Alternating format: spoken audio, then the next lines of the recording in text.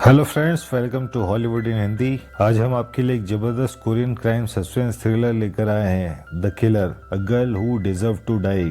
ये मूवी एक लड़की और एक प्रोफेशनल हिटमैन के आसपास घूमती है, जहां ये हिटमैन इस लड़की को बचाने के लिए लाशों के ढेर लगा देता है। ये मूवी 2022 में रिलीज हुई थी और IMDb पर इसकी रेटिंग 6.7 आउट ऑफ 10 है, जो इसे वर्थ वॉच बनाती है। So without wasting any time सीधा चलते हैं मूवी की ओर। मूवी स्टार्ट होती है जहां हम देखते हैं जॉन एक प्रोफेशनल किलर है। अंडरवर्ल्ड में वो काफी पॉपुलर है। पैसों के बदले वो किसी की भी जान ले सकता है। अपने इस काम से उसने काफी पैसा कमाया और अब वो रिटायर हो चुका है। वो अपनी वाइफ नताशा के साथ एक नॉर्मल लाइफ जीना चाहता है। एक दिन नताशा उसे बताती कि वो अपनी फ्रेंड नोरा के साथ कुछ दिनों के लिए वेकेशन पर जा रही है। वो कहती कि मैं चाहती हूँ कि तुम इस दौरान उसकी स्टेप डॉटर का ख्याल रखो, क्योंकि वो यहाँ बिल्कुल अकेली रह जाएगी। नोरा की बेटी का नाम डेजी है, जो अभी सिर्फ 17 साल की है। इस पर जॉन कहता है कि वो 17 की है और खुद अपना ख्याल रख सकती है। नताशा के काफी इंसिस्ट करने पर वो ना चाहते हुए भी ऐसा करने के लिए मान जाता है। अगले दिन जॉन नताशा और नोरा को एयरपोर्ट पर ड्रॉप करता है और शाम को डेजी को एक कॉफी शॉप से पिक करता है। रास्ते में डेजी कहती है कि रात को वो अपनी फ्रेंड के यहाँ रुकना चाहती है। जॉन कहता है कि ठीक है। वो डेजी को कुछ पैसे देता है और सीक्रेटली उसके वॉलेट में एक ट्रैकिंग डिवाइस डाल देता है, ताकि उसे डेजी की लोकेशन का पता रहे। फिर जॉन डेजी और उसकी फ्रेंड को एक मॉल पर ड्रॉप करके वहां से निकल जाता है। पर आधी रात में जॉन को डेजी का कॉल आता है। वो कहती है कि उसके पेट में बहुत तेज दर्द हो रहा है। जॉन तुरंत उसकी हेल्प के लिए निकल जाता है। वहां पहुंचने पर वो देखता है कि डेजी बिल्कुल ठीक है और अपने बॉयफ्रेंड के साथ बैठी हुई है। जॉन समझ जाता है कि डेजी ने उसे बेवकूफ बनाया है, ताकि वो उसके साथ उसके घर जा सके। वो गुस्से में कहता है कि तुम तो अपनी फ्रेंड के घर जाने वाली थी, पर डेजी उसकी बात पर ध्यान नहीं देती और चैट करने में लगी होती है। डेजी कहती है कि तुम घर चले जाओ, मैं किसी दूसरी फ्रेंड के साथ जा रही हूँ। जॉन वहां से घर के लिए निकल ही रहा होता है, तभी वो डेजी को उसके बॉयफ्रेंड के साथ बाइक पर कहीं जाते हुए देखता है। जॉन समझ जाता है कि डेजी उससे झूठ बोल रही है। यहाँ आसपास में वो कुछ लड़कियों को नशे की हालत में पड़े हुए देखता है और उसे डेजी की फिक्र होती है। वो गाड़ी घुमाकर डेजी का पीछा करने लग जाता है। उसे डेजी की लोकेशन का पता होता है, क्योंकि उसने ट्रैकर डाल रखा था उसके वॉलेट में। जॉन की गाड़ी एक सुनसान इलाके में जाकर रुकती है। दूसरी तरफ हम डोना नाम की एक लड़की को देखते हैं, जो डेजी से कह रही होती कि अगर तुमने मेरे क्लाइंट को खुश कर दिया तो मैं तुम्हें $200 दूंगी। इसका मतलब ये है कि डेजी का बॉयफ्रेंड उसे जानबूझकर यहाँ लेकर आया है। डोना आगे कहती कि अगर तुमने मेरी बात नहीं मानी तो तुम यहाँ से कभी बाहर नहीं जा पाओगी। डेजी उसे गाली देती और डोना उसे मारने ही वाली होती, तभी जॉन वहाँ पहुंच जाता है। वो कहता है कि डेजी को अगर एक खरोच भी आई तो यहाँ जितने भी लोग हैं सबको तोड़ डालूंगा। डेजी का बॉयफ्रेंड जॉन को नॉर्मल आदमी समझकर उससे लड़ने आता है, पर जॉन कौन है ये सिर्फ हम लोग जानते हैं। जॉन इजीली उसे ढेर कर देता है। इसके बाद जो भी जॉन के सामने आता है वही जूते खाता है, पर तभी पीछे से डोना जॉन पर चाकू से अटैक कर देती है। जॉन उसे पंच करता है और वो वहीं बेहोश हो जाती है। फिर जॉन डेजी को अपने साथ लेकर निकल जाता है। डेजी भी समझ जाती कि जॉन अच्छा आदमी है। वो उसे सॉरी कहती है और इनकी दोस्ती हो जाती है। शाम को दोनों बाहर डिनर करते हैं और लौटते समय रास्ते में पुलिस चेकिंग चल रही होती है। यहाँ ऑफिसर ली जॉन की गाड़ी रोककर उससे पूछताछ करता है। वो जॉन को बताता है कि यहाँ कुछ कॉलेज स्टूडेंट्स का किसी ने मर्डर कर दिया है। पूछताछ के बाद वो जॉन को जाने देता है। घर आकर जब जॉन नेट पर इन्वेस्टिगेट करता है तो उसे पता चलता है कि ये वही सब लड़के हैं जिन्हें पिछली रात जॉन ने कूटा था।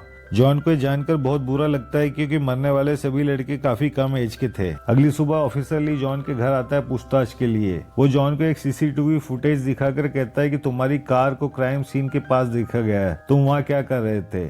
जॉन कहता है कि मेरे अलावा भी कई गाड़ियां वहाँ से गुजरी हैं। फिर ली उसे एक फोटो दिखाता है जिसमें डेजी अपने बॉयफ्रेंड के साथ बाइक पर जा रही होती है। वो भी मारे गए लड़कों में से एक है। जॉन कहता है कि फोटो में कुछ भी क्लियर नहीं दिख रहा है। ली की एक्यूरेट इन्वेस्टिगेशन देखकर जॉन को अब उस पर डाउट हो जाता है। आगे हम डेजी को देखते हैं, जो काफी डरी हुई होती है और इस सब के लिए जॉन से माफी मांगती है। तभी हमें फ्लैशबैक का एक सीन दिखाया जाता है, जिसमें एक लड़की अपनी जिंदगी से हार कर सुसाइड करने वाली होती है। तभी जॉन उसे ऐसा करने से रोकता है। वो उसे सारी बातें भुलाकर लाइफ में आगे बढ़ने को कहता है। डोना जॉन को कॉल करके कहती है कि जितने भी लड़कों की लाशें मिली है उन्हें एक ही चाकू से मारा गया है, और ये वही चाकू है जो तुमने कल रात उस लड़के के हाथों से छीना था। ये मेरे पास है, जिस पर तुम्हारे फिंगरप्रिंट्स है। अगर वो चाकू पुलिस को मिल गया तो क्या होगा ये मुझे तुम्हें बताने की जरूरत नहीं है। डेजी का वॉलेट भी मेरे पास है। 1 घंटे में मेरी बताई हुई लोकेशन पर नहीं आए तो सारे एविडेंस पुलिस के पास पहुंचा दूंगी। जॉन कहता है कि मैं आ रहा हूँ। जाने के पहले वो डेजी को ब्रेसलेट देता है और कहता है कि इसे अपने हाथ पर पहन लो। फिर जॉन डोना से मिलने पहुंचता है। वहाँ उसे डोना का कजिन जेंग मिलता है जो कम एज की लड़कियों को किडनैप करके बेचता था। जेंग अपने एक आदमी से जॉन को मारने के लिए कहता है पर जॉन उसे आसानी से मार गिराता है।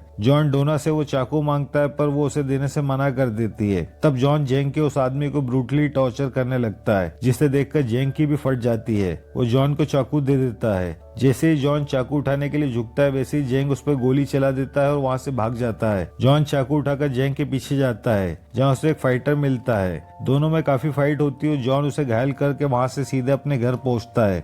यहाँ उसे पता चलता है कि कुछ लोग यहाँ से डेजी को किडनैप करके ले जा चुके हैं। जॉन डेजी की लोकेशन ट्रेस करता है। जो ब्रेसलेट उसने डेजी को दिया था उसमें ट्रैकर लगा हुआ होता है। जॉन कुछ हथियार लेकर लोकेशन पर पहुंचता है। जॉन वहाँ जाते ही अटैक कर देता है जिसे देखकर डोना वहाँ से भागने लगती है। वो डोना को पकड़ लेता है। जॉन उससे डेजी के बारे में पूछता है। डोना कहती है कि अगर तुमने मुझे मार दिया तो वो लोग डेजी को भी मार देंगे, तुम्हें उसकी लाश तक देखना नसीब नहीं होगी। जॉन उसे मारने की बजाय टॉर्चर करना शुरू करता है जिससे घबराकर वो सब कुछ बक देती है। वो कहते हैं कि हम माइनर गर्ल्स को किडनैप करके बेच देते हैं। डेजी भी अंडर एज है और वर्जिन है जो किसी को पसंद आई थी। उसने हमें काफी पैसा दिया था डेजी को किडनैप कर उस तक पहुँचाने के लिए। वो जॉन को एक होटल का पता बताती है जहाँ डेजी को रखा गया है। जॉन उससे क्लाइंट के बारे में पूछता है जिसके कहने पर डेजी को किडनैप किया गया है। डोना कहती है कि मुझे इसके बारे में नहीं पता पर मेरे बॉस को इस बारे में मालूम है। जॉन होटल के लिए निकल पड़ता है।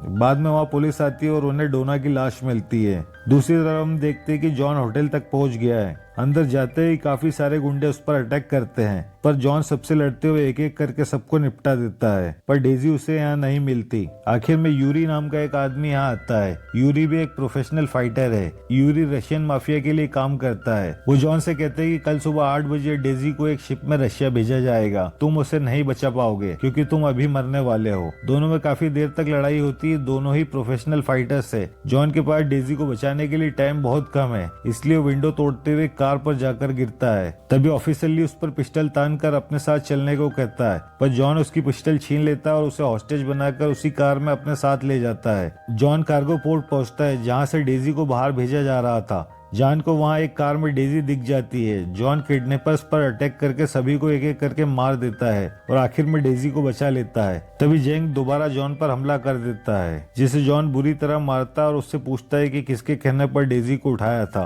जेंग अपना मुंह नहीं खोलता तो जॉन उसे शूट कर देता है। ये देखकर ऑफिसर ली की भी फट जाती है। जेंग की तलाशी लेने पर जॉन को उसका मोबाइल मिलता है जिसमें लास्ट डायल नंबर ऑफिसर ली का होता है। जॉन समझ जाता है कि ऑफिसर ली भी इस सब में इन्वॉल्व है। वो ली से कहता है कि अब सब कुछ सच सच बता मुझे, नहीं तो तेरी सच्चाई मीडिया में पब्लिक कर दूंगा कि तू इन सारी किडनैपिंग में शामिल है। तभी हम दूर से एक पुलिस टीम को आते हुए देखते हैं। ली जॉन की बात मान जाता है। वो पुलिस टीम को झूठ बोलता है कि यहाँ जो कुछ भी वो एक पुलिस ऑपरेशन था। वो जॉन और डेजी को मेडिकल के लिए हॉस्पिटल भेज देता है।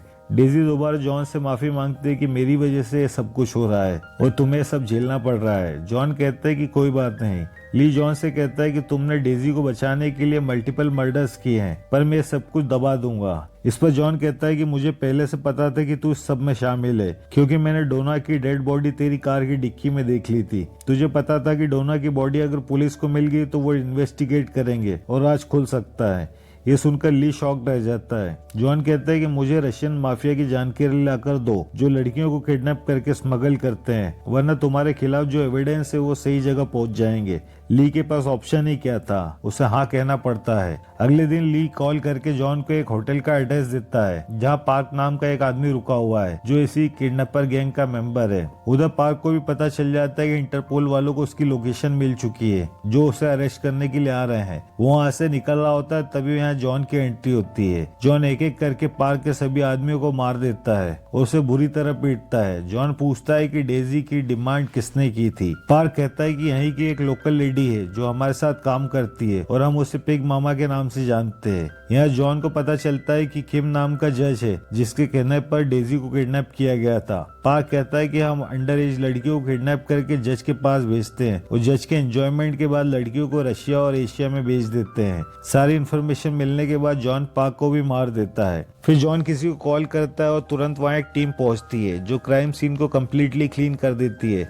सारी लाशों को ठिकाने लगा दिया जाता है ताकि पीछे कोई एविडेंस ना छूटे। इसके बाद जॉन अपने एक पुराने साथी से मिलता है जो कि एक वेपन डीलर है। जॉन उसे M200 स्नाइपर राइफल की डिमांड करता है। ली जॉन को कॉल करके जज की पूरी डिटेल्स देता है और उसकी लोकेशन भी बताता है जहां उसने अपनी अय्याशी का अड्डा बना रखा है। ली यहाँ एक बात और बताता है कि डेजी के फादर की एक कार एक्सीडेंट में डेथ हो चुकी है और नोरा उसकी स्टेप मदर है। आगे हम देखते कि जॉन लोकेशन पर पहुंच चुका है जहाँ जज मस्ती मारता है। जॉन अपनी स्नाइपर राइफल से एक के बाद एक पूरे सिक्योरिटी गार्ड्स को उड़ा देता है। जो भी इसके रास्ते में आता है वो उसे मारते चला जाता है। यूरी भी यहीं पर होता है जो जॉन पर फायरिंग शुरू कर देता है। ऑफिसर ली भी यहाँ जॉन के साथ आया है पर वो जॉन को धोखा दे देता है। जॉन को पकड़कर जज के पास लाया जाता है। जॉन पूछता है कि तुमने ही डेजी की डिमांड की थी। जज बस उसे देखकर मुस्कुराता है, मतलब हाँ। जज कहता है कि ले जाकर इसे मार दो पर जॉन ली पर अटैक कर देता है। और भी लोग बीच में आते हैं पर वो सब मारे जाते हैं। यहाँ जॉन ली से कहता है कि मैंने सरेंडर सिर्फ इसलिए किया था ताकि उस जज को देख सकूं। फिर वो ली को भी शूट कर देता है। यूरी यहाँ आकर दोबारा जॉन पर फायर करने लगता है पर दोनों के बीच काफी देर तक यही चलता है। पर फाइनली जॉन यूरी को काबू करके बुरी तरह मारता है और आखिर में उसे भी उड़ा देता है। जॉन दोबारा जज के पास पहुंचता है जिसे देखकर जज की फटके हाथ में आ जाती है। वो जॉन को पैसों का लालच देता है और कहता है कि तुम मुझसे हाथ मिला लो। जॉन भी कैजुअली बात करता है तो जज को लगता है कि जॉन मान गया है। फिर जॉन जज से पिग मामा के बारे में पूछता है। जज कहता है कि वो काफी टाइम से मेरे साथ इस काम में है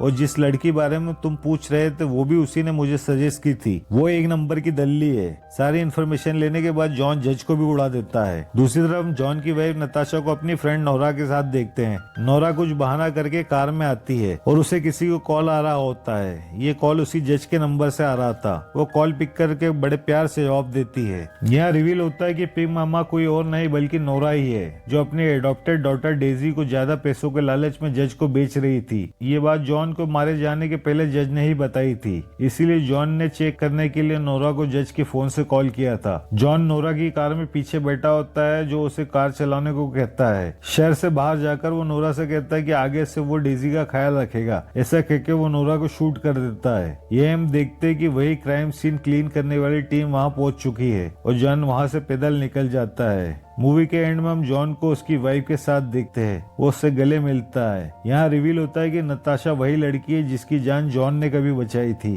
और यहाँ मूवी एंड होती है। आई होप ये मूवी आप लोगों को जरूर पसंद आई होगी। आगे भी इसी तरह की बेहतरीन मूवीज के एक्सप्लेनेशन के लिए हमारे चैनल को लाइक, सब्सक्राइब एंड शेयर जरूर करें। और किसी स्पेसिफिक मूवी का एक्सप्लेनेशन अगर आप चाहते हो तो कमेंट बॉक्स आपके लिए खुला है। Thank you guys, see you soon, love you all.